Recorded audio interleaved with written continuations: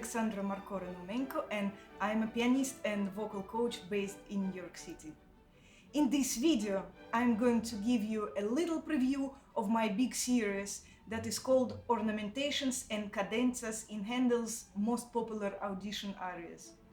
Since I have constantly been asked by my students to create these or to transcribe those of their favorite singers, I decided to create the tools and give young singers the confidence to ornament Baroque music. Hope you will enjoy these little episodes. If you are interested in this subject, please subscribe and stay with me for this adventurous journey. Another interesting and ambiguous subject which I have been asked by my students about is whether it is okay to copy someone or not, whether it is an honest thing to do or it is a theft. Actually, since I myself have given some amount of thoughts to this matter, I'm very curious to know what you guys think about it. So go ahead and share your opinions in comments below and let us discover the truth. Here I'd like to come up with some historical examples. One of the greatest ballerinas of 20th century, Maya Plisetskaya, once said that it's better worse, but yours. In other words, what she meant was that even the bad original is better than a good copy. Well, in the situations when you hear such undebatable opinions, I think that fact-checking is a must. Because before we blindly trust her opinion here, we need to make sure that by the time she came up with this statement, she already has passed this stage of youthful maximalism, let's call it that way. Some sort of all or nothing, that kind of stage of life. My approach, and something that I'm profoundly convinced about, is that you cannot copy style. It's gonna be very obvious for everyone, and you're not gonna look good.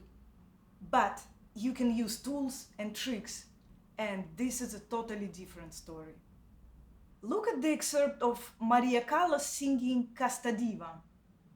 This is a legendary recording that everybody knows. With these iconic arms, it's like she's hugging herself. Guys, you cannot copy that because there is only one reaction you will get, and it would be something like, oh, how funny. So, don't copy that, but do copy this.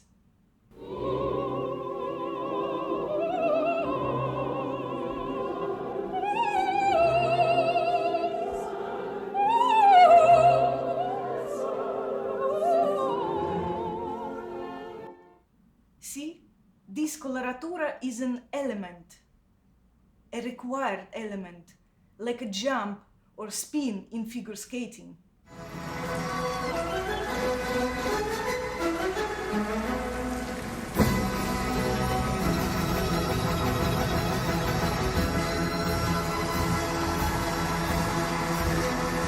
Incredible speed, incredible quality. And what about his spins? Amazing, huh? Or fouetté in ballet.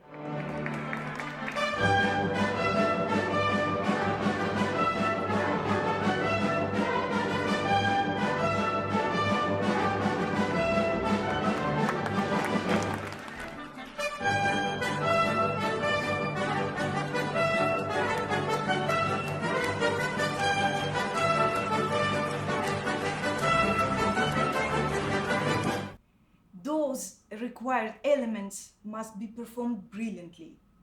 Those both versions of fouettes look pretty much the same, don't they? Do they copy one another, you think?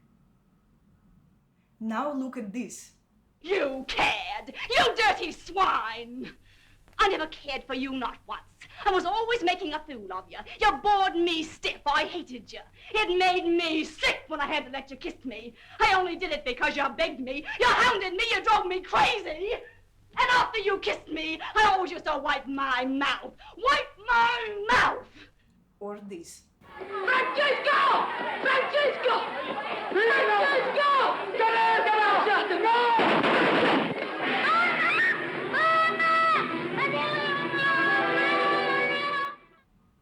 You know how many actresses fell in the movie scenes since this 1945 Pazzolini's masterpiece? But no one achieved such a powerful effect as Anna Magnani in these few seconds of time. This you cannot copy, and even if you want it, you won't be able to, because that's their magic, their unique style. It's as unique as our fingerprints, like a pattern on butterflies' wings. Because there is something unique about each of us that stays with us only. The way we smile, the way we move, the way our skin or hair smell. No one can take this magic from us. But what people can take from us is our knowledge, our craft, technique, and tools. So, here are some mastery tools that I would encourage you to copy. Take a look.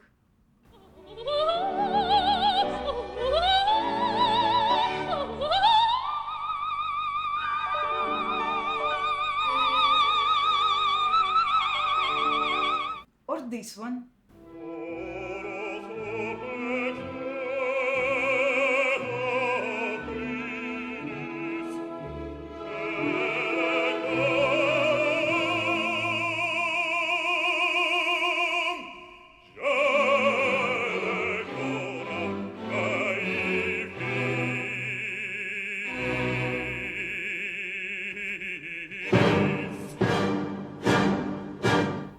What about this one?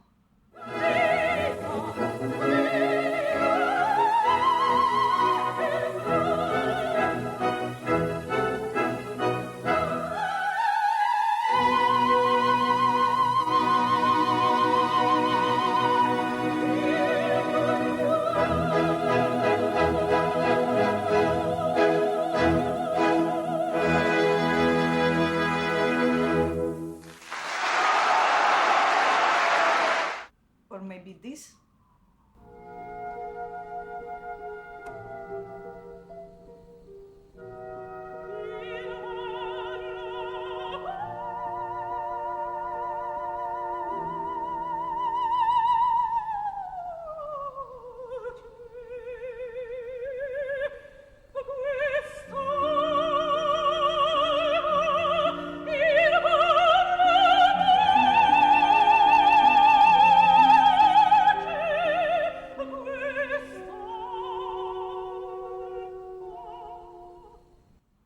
If you copy that by achieving this level of technique, guys, we very soon will find ourselves in a better world, I guarantee you. Giving you all these examples from different fields, yet directly related to our subject, I want to give you this food for thought because we can apply it to our subject today, which is ornamentations in Handel's arias. Doing my research on the most interesting ornamentations, listening and comparing singers, it just became obvious that many singers influence one another here and there. Even big singers very often literally copy and paste entire sections from interpretations of other performers. So here's the question: who stole from whom? And the answer would be, who cares? Because if something is good, it becomes popular. And after it becomes popular, it belongs to everyone. My guess would be that a big chunk of these ornamentations that we hear these days were created by some coach at La Scala 200 years ago. I'm just fantasizing. People performed it, and the next generation of singers loved it, and they used it. So this circle could go on until today. So No copyrights here, I guess. Go figure now who was the original creator. But now it has become classic and is available for everyone to listen, to use, to modify, or just to give you more ideas out of it.